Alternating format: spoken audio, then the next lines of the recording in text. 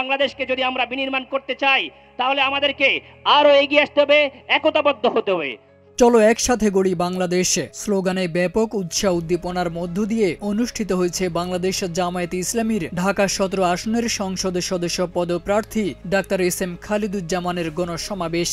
দলটির শীর্ষস্থানীয় নেতৃবৃন্দ সহ হাজারো কর্মী সমর্থক ও সাধারণ জনতার ঢলে মুখরিত হয় ভাসানটেকের সমাবেশে প্রাঙ্গণ।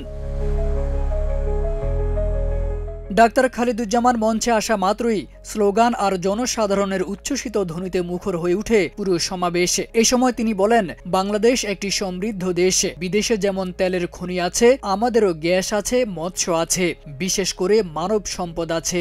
বাংলাদেশ একটি সমৃদ্ধ দেশ, একটি সোনার বাংলাদেশ। পৃথিবীর বিভিন্ন দেশ থেকে সেই ব্রিটিশরা এখানে শাসন করতে এসেছে। আমাদের দেশের মানুষ যখন বিদেশে কাজ করতে যায়, সেখানে তেলের খনি আছে, এরকম সম্পদ শুনে যায়।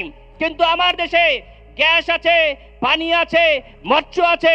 সবচেয়ে বড় যে জিনিস আমার সামনে ভাই বোনেরা, সেই মানব সম্পদ আছে।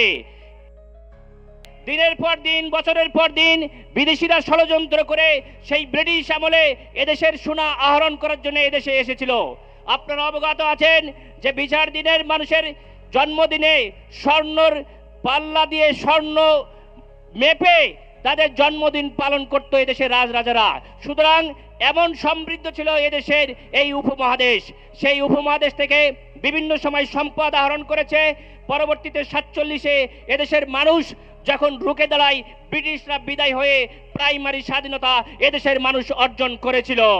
যুদ্ধের পর বাংলাদেশের সব সম্পদ শোষণ করা হয়েছে জানিয়ে তিনি বলেন, বাংলাদেশের মানুষ সত্যিকারের স্বাধীনতার স্বাদ কখনো পায়নি। এতদিন দিল্লির প্রেসক্রিপশনে চলেছে দেশ, বারবার ভোটের নামে করা হয়েছে তামাশা। এদেশের মানুষের সত্যিকারের স্বাধীনতার যে স্বাদ, সেই স্বাদ তারা পায় নাই।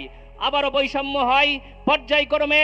1971 সালে এদেশের মানুষ তাদের দেওয়ালে পিঠ থেকে যায় এবং আবার তারা ঘুরে দাঁড়ায় এবং এই দেশ থেকে পাকিস্তানিদেরকে বিদায় করে, বাংলাদেশের স্বাধীনতা অর্জন করে।